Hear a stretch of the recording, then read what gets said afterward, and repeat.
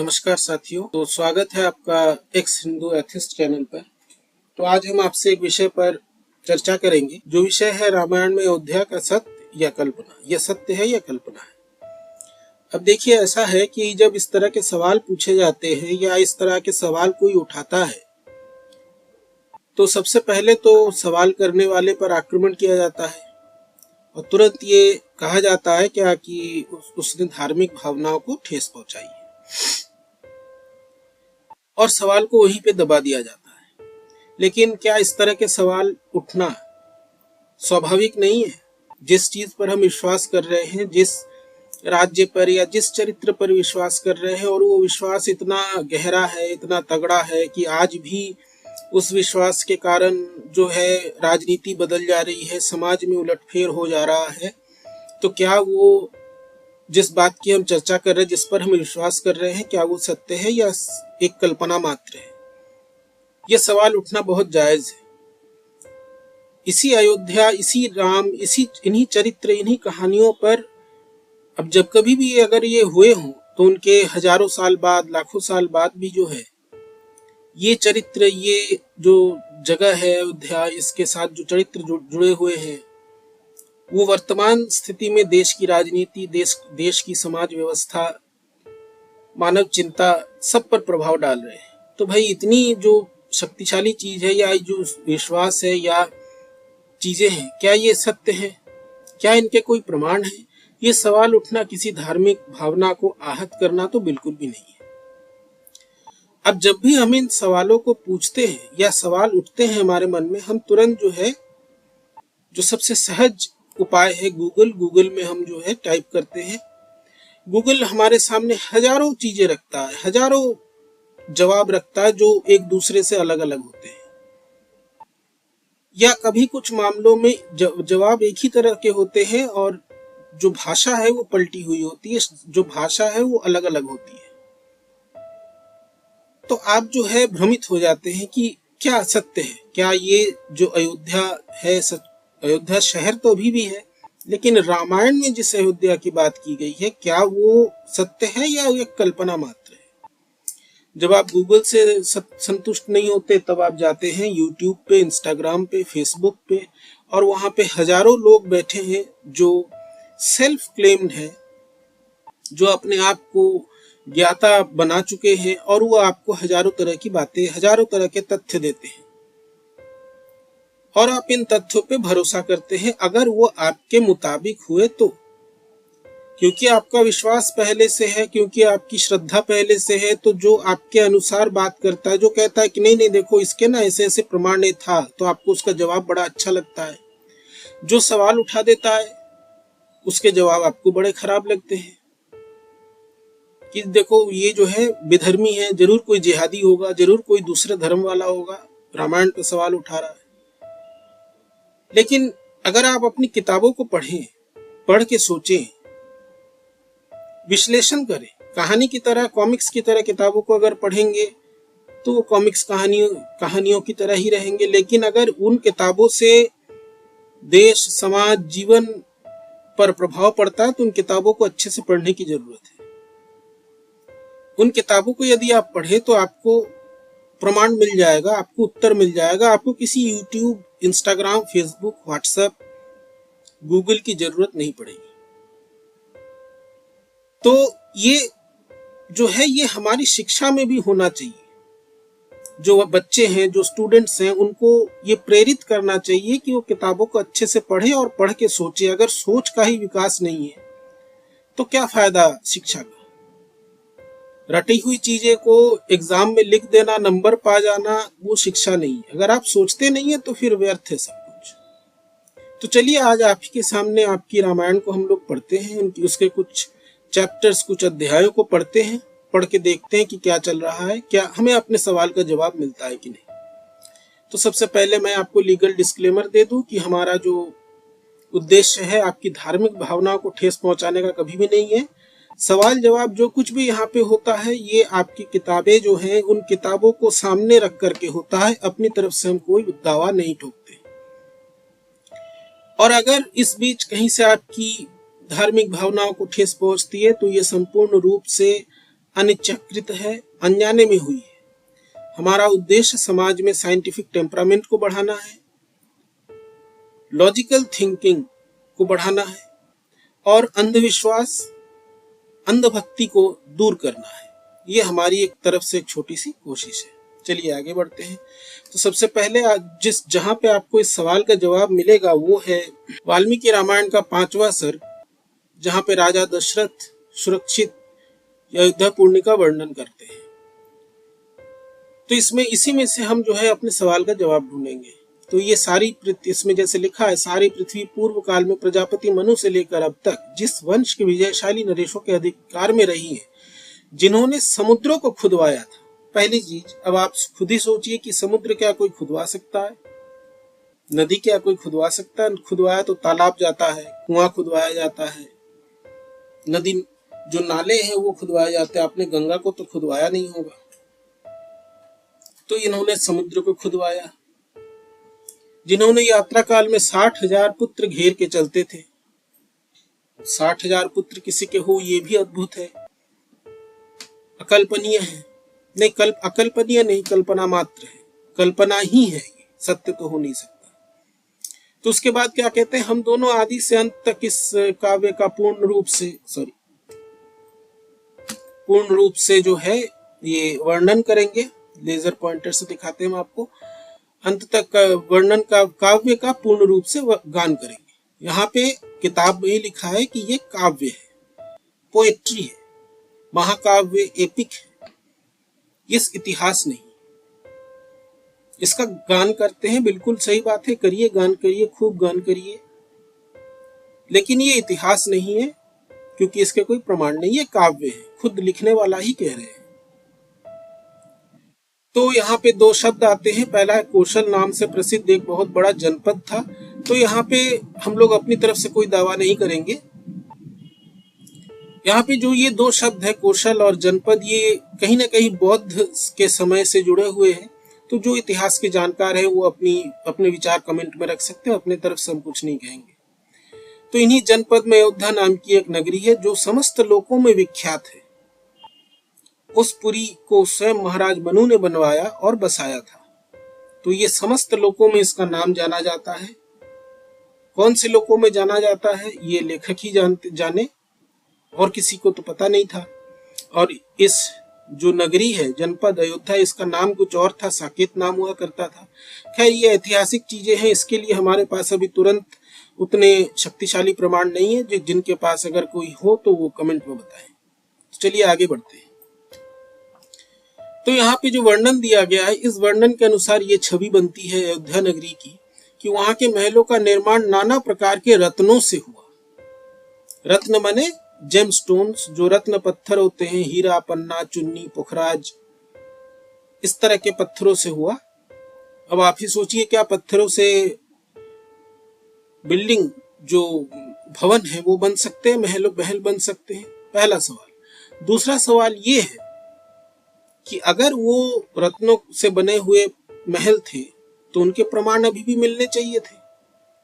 5000 साल पहले सिंधु घाटी सभ्यता, ईंटों से बनी हुई सभ्यता, उसके प्रमाण यदि मिल सकते हैं तो रत्नों से बने हुए प्रमाण तो मिलने चाहिए। भाई, रत्न भी तो जमीन के नीचे से निकलते, सड़ते तो है नहीं। हीरे की खदान से कोयले की खदान से हीरा निकलता है।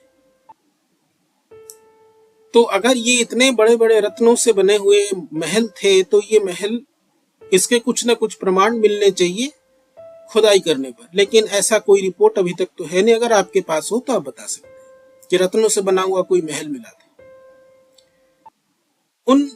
उनसे उस पुरी की बड़ी शोभा हो रही थी। बहुसंख्यक कुटागारों, गुप्त गृहों अथवा स्त्रियों के क्रीड़ा भवनों। तो यहाँ पे बताया जा रहा है कि जैसे मुगलों के समय में हरेम हुआ करते थे, वहां पर भी गुप्त गृह माने छुपे हुए ऐसे घर मिलते थे जहां पर स्त्रियां क्रीड़ा भवन, आमोद प्रमोद करती थी, हंसती खेलती रहती थी। यहाँ पे चैनल का उद्देश्य ये नहीं है कि अयोध्या में हरेम था। डिस्क्रिप्शन, जो वर्णना मिलती है, दोनों का बराबर का मिलता है। हमें नहीं लगता है कि एक धार्मिक किताब में जिससे इतने लोगों की भावनाएं जुड़ी हुई हैं, लेखक को ऐसा कुछ लिखना चाहिए था। गुप्त गृहों अथवा स्त्रियों की क्रीड़ा भवनों से परिपूर्ण वो नगरी इंद्र की अमरावती के समान जान पड़ती थी। अमरावती जो है महाराष्ट्र के पास कोई एक जगह है। हालांकि यहाँ पे जिस अमरावती की बात की गई है इंद्र की अमरावती है, तो ये लेखक की कल्पना मात्र है। इससे यहाँ तक तो ये पता चल गया। हमारा जो कहना है वो ये है कि लेखक को चाहिए था कि इस तरह का डिस्क्रिप्शन या इस तरह की वर्णना ना दे कि जहाँ पे छुपे हुए कमरे होते थे और वो महिलाओं के, स्त्रियों के क्रीड़ा भवन होते थे। आप खुद इसको समझ सकते हैं। उसकी शोभा विचित्र थी। उसके महलों पर सोने का पानी चढ़ाया गया था। उसके महलों पर जैसा कि अमृतसर में जो गोल्डन टेम्पल है, स्वर्ण मंदिर है, उसके ऊपर सोने का पानी चढ़ा होता है। कई सारे मंदिरों पर सोने का पानी चढ़ाया जाता है उसके गुंबज पर। तो यहाँ पर भी ऐसा था। हालांकि इस तरह के कोई प्रमाण नहीं मिले। श्रेष्ठ एवं सुंदरी नारियों के समूह उस पुरी की शोभा बढ़ाते थे। यहाँ पे नारियों से शहर की शोभा बढ़ाने की बड़ी बात की जा रही है। इशारा जो है, अगर इसको थोड़ा सा समझा जाए, इशारा इसका समझा जाए तो ये कुछ और निकलता है। लेकिन फिर आपकी भावनाओं का ध्यान रखते हुए हम लोग इसको ज्यादा डिस्क्राइब नहीं करेंगे। ये एक गपोड़ कल्पना है। इसको बताने के लिए लेखक ने काफी सारा जो है तथ्य दिया है। इतना अंदर जाने की जरूरत नहीं है। वो सब प्रकार के रत्नों से भरी पूरी तथा सतमहले प्रसादों से सुशोभित थी। 7 महलों के प्रसादों से, माने 7 स्टोरी बिल्डिंग बनते थे। लेकिन कोई प्रमाण अभी तक, आर्कियोलॉजिकल प्रमाण, पुरातात्विक प्रमाण नहीं मिला। अब ये जो पत्थरों के जेमस्टोन्स की बने होने की कहानी है, ये प्राचीन कारी, जैसे हम लोग कहते हैं कारीगरी, ये मुगल शासन में होता था। तो दीवारों पर इस तरह के नक्शे बनाए जाते थे और इसमें जो है जवाहरात, कीमती पत्थरों से यहाँ पर सजाया जाता था। ये मुगल कालीन आर्किटेक्चर है जिसको प्राचीन कारी कहते हैं। कारीगरी, फतेहपुर सिकरी और पुराने जो मुगल स्ट्रक्चर हैं उनके अंदर ये देखने को मिलते हैं। हालांकि अंग्रेज सब तोड़ ताड़ के ले गए, लूट के ले गए, लेकिन उनकी ये कला थी कि इस तरह की जो है आयतें लिखते थे कुरान की, या कोई डिजाइन बनाते थे और उसके ऊपर जो है वो रत्न चिपकाते थे। तो ये उनकी एक कला है। हमने आपको बताया जस्ट फॉर इंफॉर्मेशन। आप चीजों को रिलेट कर सकते हैं, वरना हम तो रिलेट करेंगे ही। उसके बाद क्या बताया जाता है, स्तुति पाठ करने वाले सूत और वंशावली का बखान करने वाले मागध वहां भरे हुए थे। वो पूरी सुंदर शोभा से संपन्न थी। उसकी सुषमा कहीं तुलना नहीं थी। वहां ऊंची ऊंची अट्टलिकाएं थी जिनके ऊपर ध्वज फहराते थे। सैकड़ों शतग्नि माने तोप। अब ये अभी के समय में 5वीं क्लास का बच्चा भी बताएगा कि तोप और बंदूक और बारूद जो है ये मुगलों की देन है। यहाँ पर जो फोटो आपको जो तस्वीर दिखाई जा रही है ये एक स्केच है जो पानीपत की लड़ाई में मुगलों ने, बाबर ने जो तोपें लाई थी उस तोपों से लड़ाई की जा रही है। बारूद शब्द तुर्की से आता है। चीन में बारूद का विकास हुआ, तुर्की में भी हुआ। जब मुगल आए वो अपने साथ तोप, बंदूकें और तमंचे यानी कि पिस्टल लेकर के आए। पिस्टल मतलब उस जमाने की पिस्टल, अभी की 9mm पिस्टल की बात नहीं हो रही। तो अब आप समझ सकते हैं कि ये कितनी बड़ी कल्पना है। इससे अगर आप थोड़ा सा सोचे तो इससे आप ये भी पता लगा सकते हैं कि ये जो कहानियां लिखी गई हैं ये मुगलों के समय में लिखी गई हैं जब तोपें आ गई थी। अब कुछ विश्वासी जो कहेंगे नहीं नहीं उस समय भी तोपें थी, अरे उस समय तोपें थी तो कहीं प्रमाण तो मिलेंगे। मुगलों के, अंग्रेजों के तोपें तो अभी भी जो है म्यूजियम में रखे रहते हैं। तो लोहे का तोप तो सड़ नहीं गया होगा। और महाभारत के किस युद्ध में या रामायण के किस युद्ध में तोपों की बात की गई है कि राम या कृष्ण या अर्जुन जो है उसने गोलाबारी की? ऐसा बिल्कुल नहीं लिखा गया है।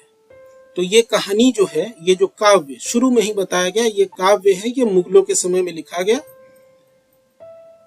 तभी तोपों की बात आई है। जिस समय की बात विश्वासी लोग करते हैं उस समय तोप नाम की कोई हथियार नहीं था। चलिए आगे बढ़ते हैं। उनके चारों ओर गहरी खाई खुदी हुई थी जिसमें प्रवेश करना या जिसे लांघना अत्यंत कठिन था।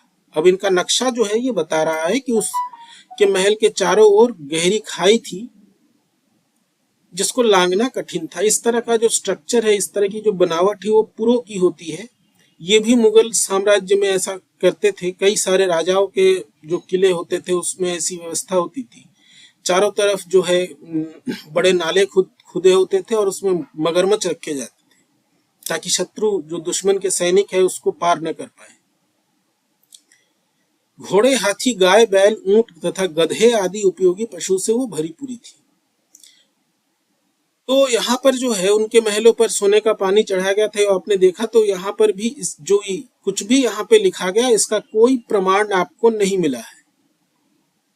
अब जरा इस डिस्क्रिप्शन पे आते हैं। उनके महलों पर सोने का पानी चढ़ाया गया था, ब्रैकेट में लिखा है, अथवा वो पूरी धुत फलक के आकार में बसाई गई थी। तो इसको अगर हम गूगल ट्रांसलेट में इसको हम यूज करें, इसको हम देखें कि इसका मतलब क्या है, तो यहाँ पे अंग्रेजी में लिखता है, it's places where gilded. Gilded मतलब सोने का पानी या चांदी का पानी चढ़ाना, बोलते हैं ना, गिल्डी करना, या कुछ ऐसा शब्द आता है हिंदी में। और it was built in the shape of a whole casino. Casino मतलब होता है जहां जुआ खेला जाता है। क्या यहाँ पर जो इनके आकार थे, क्या वो जुआ खेले जाने वाले जगहों की तरह थे?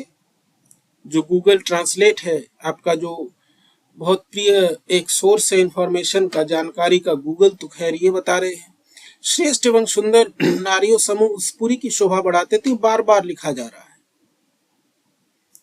नारियों से उसकी शोभा बढ़ती थी, ये बार बार बताया जा रहा है। इसमें लेखक का अभिप्राय क्या है? ये कुछ उसी तरह से बात कर रहा है जैसे जो मुगलों के समय में जो महल होते थे या उनके जो प्रासाद होते थे, वहां पर काफी सारी महिलाएं होती थी, हरेम होता था, वो खेलती घूमती फिरती थी। आप सिनेमा में भी देख सकते हैं, सीरियल में भी देख सकते हैं, उसी प्रकार की इसकी शोभा थी। अब ये हो सकता है कि जो रामायण लिखने वाले हों या अयोध्या का वर्णन करने वाले हो, उस समय उनको कोई तथ्य नहीं मिला, तो जो मुगल काल था उस समय जो वो देखते थे उसी से उन्होंने नकल मार लिया कि इस प्रकार से चीजें होती होंगी। क्योंकि मुगलों के महलों में ये सब चीजें होती थी। दीवारों पे पारचीन करी, पत्थर, हीरे जवाहरात जड़े रहना, खूब सारी महिलाएं रहती थी उनके पास हरेम में, खेलती कूदती हंसती। तो उसी प्रकार का डिस्क्रिप्शन इन्होंने अपने अयोध्या का दिया है। क्योंकि जो कुछ भी दिया है अयोध्या में, तो ऐसा कोई प्रमाण मिलता नहीं है। मुगल कालीन प्रमाण अवश्य मिलते हैं। खैर आगे बढ़ते हैं। अब उनके जो अयोध्या वासी थे उनकी हरकतें कैसी थी? हरकतें से हमारा मतलब ये है कि वो क्या करते थे, क्या कैसे आचरण थे उनके। तो आचरण कुछ इस प्रकार से थे कि अयोध्या में कहीं भी कोई कमी, कृपण, क्रूर, मूर्ख और नास्तिक मनुष्य देखने को नहीं मिलता था। तो अगर नास्तिक नहीं थे तो भाई उनका धर्म क्या था, इस बारे में तो कुछ लिखा नहीं है लिखने वाले ने। एक बार भी नहीं लिखा है कि वो हिंदू धर्म या सनातन धर्म को मानते थे। कोई वो नास्तिक नहीं थे, ईश्वर को मानते थे। तो ईश्वर को मानते होंगे तो किसी धर्म से के रास्ते ही मानते होंगे, तो ऐसा कुछ लिखा नहीं है उन्होंने। उस पुरी में वेदों 6 अंगों को जानने वाला, व्रतहीन, सहस्त्र काम कम देने वाला, दीक्षित, विक्षिप्त चित्त अथवा दुखी कोई भी नहीं था। अब यहाँ पे एक बात आती है, सहस्रों से कम दान देने वाला कोई नहीं था। मतलब एक आइडियल, एक बहुत अच्छे साम्राज्य की जो निशानी है वो ये है कि दान अगर कोई भी दे तो सहस्र माने हजारों से हजार दान दे, 1000 मोहरे दान दे। यूनिट यहाँ नहीं लिखा है, वो सोने के मोहरे थे या रुपए थे या पैसे थे, नहीं लिखा है। सहस्रों से कम दान देने वाला, मैंने अगर इससे कम कोई दान देता है तो वो अच्छा आदमी नहीं माना जाता है, वो आइडियल राम राज्य का निवासी नहीं माना जाता है। तो ऐसा कोई भी नहीं था जो सहस्रों से कम दान देता था। हर लोग सहस्त्र दान देते थे। कि दान कौन लेता था? ब्राह्मण लेते थे। तो इनका जो उद्देश्य था, उन्होंने ये कह दिया कि भाई देखो, राम राज्य जैसा कोई राज्य हो, अगर वहां रहना है या वहां पे जो लोग रहते हैं उनका ये गुण होता है कि वो 1000 से कम दान नहीं देते, इसलिए तुम्हें 1000 तक दान देना है, मिनिमम 1000। उससे ज्यादा दे सकते हो, कम मत देना। कम दोगे तो वो विक्षिप्त चित्त कहा जाएगा, परवर्टेड कहा जाएगा अगर वो 1000 से कम दान देता है। बहुत अच्छी बात है। तो ब्राह्मणों ने बड़ा अच्छा खेल खेला। एक तो कॉपी मारा मुगलों से, ऊपर से जो अपना धंधा यहाँ पे बता दिया कि क्योंकि दान लेना उन्हीं का काम था। क्षत्रिय ब्राह्मणों का मुंह जोते थे, वैश्य क्षत्रियों की आज्ञा का पालन करते थे और शूद्र अपने कर्तव्य का पालन करते। उपरोक्त में इसमें जाति व्यवस्था पूरी तरह से मौजूद था। विंध्य और हिमालय पर्वतों में उत्पन्न होने वाले अत्यंत बलशाली पर्वताकार मध्यमत्त गजराजों से वो नगर परिपूर्ण थी। ढेर सारे हाथी थे। अब आपका प्रिय गूगल क्या कहता है? गूगल कहता है कि जो हमारे देश में जो हाथी कहाँ मिलते हैं, वो दक्षिण भारत में मिलते हैं, नॉर्थ ईस्ट उत्तर पूर्वी भारत में मिलते हैं, बंगाल के उत्तरी भाग में मिलते हैं, उड़ीसा में मिलते हैं, साउथ वेस्ट बंगाल, झारखंड जो कि बॉर्डर सटा हुआ है दोनों का, झारखंड में तो नहीं मिलते, बंगाल से जाते हैं वहां पे हाथी। उत्तराखंड और उत्तर प्रदेश में कहीं कहीं मिलते हैं। अब ये जो है हिमालय में कहीं पे हाथी मिलते हैं, यहाँ आपका गूगल तो बता नहीं रहा है। ये हिमालय के हाथियों को ले आए अपने राज्य में, और मदमत्त हाथी, बहुत ताकतवर और कुछ भी जो है अपने मन से करने वाले, जो बहुत ताकतवर खतरनाक हाथी होते थे, वो इनके राज्य में थे। अब ये जो है कह रहे हैं अपने गुणों के कारण सभी मंत्री गुरुतुल्य समादरणीय राजा के अनुग्रह पात्र थे।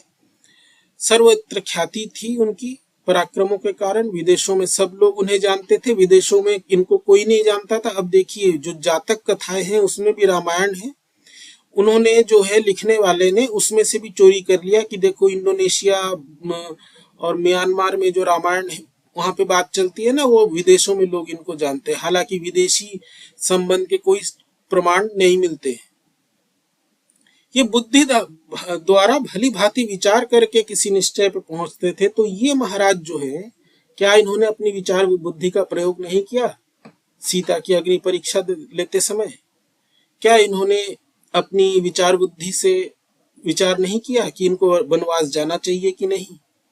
इनके राज्य में तो सब लोग विचार बुद्धि से काम करते थे, लेकिन इनका तो अपना कोई विचार बुद्धि था ही नहीं। पिता ने अन्याय भाव से कहा कि जंगल चले जाओ, चले गए। पत्नी को झोंक दिया आग में, कहाँ गई विचार बुद्धि भाई? तो ये जो है, ये तथ्य हमने आपको रखे। आप ये नहीं कह सकते कि हमने मनगढ़ंत कोई कहानी बनाई है, सारी किताबों से ली गई है, हम लोगों ने उस पर विचार किया है। विचार करना हमारा कर्तव्य है, यही साइंटिफिक टेम्परामेंट है कि आप जो चीजों को पढ़े उसको तर्क से उसको जांच करें कि कितना सही है, कितना सत्य है, कितना मानने लायक है, कितना मानने लायक नहीं है। पत्थरों से बना हुआ महल, रत्नों से बना हुआ महल मुगलों से चोरी कर लिया, मुगलों की कॉपी कर दी। बार बार कह रहे महिलाएं घूमती हैं वहां पर, खेलती कूदती हैं, उनके लिए गुप्त ग्रह बने हुए हैं जैसा मुगलों के हरेम होते थे। तोपे बता दे रहे हैं रामायण के समय, कोई प्रमाण नहीं है। तोप तो मुगल लाए थे, मुस्लिम लाए थे। विचार बुद्धि से काम करने वाले लोग पाए जाते थे यहाँ पर, तो इन्होंने तो अपनी कभी भी विचार बुद्धि का प्रयोग नहीं किया। शंमुख की हत्या कर दी, सीता को जो है अग्नि परीक्षा में डाल दिया, वनवास चले गए, ये जानते हुए कि पिता गलत है। तो चीजों को पढ़िए, अपनी किताबों को पढ़िए, सोचिए, आपको खुद ब खुद जवाब मिल जाएंगे। तो आज के लिए इतना ही। हम लोग अगले वीडियो में एक और विषय पर चर्चा करेंगे। लाइक, शेयर और सब्सक्राइब करें। धन्यवाद।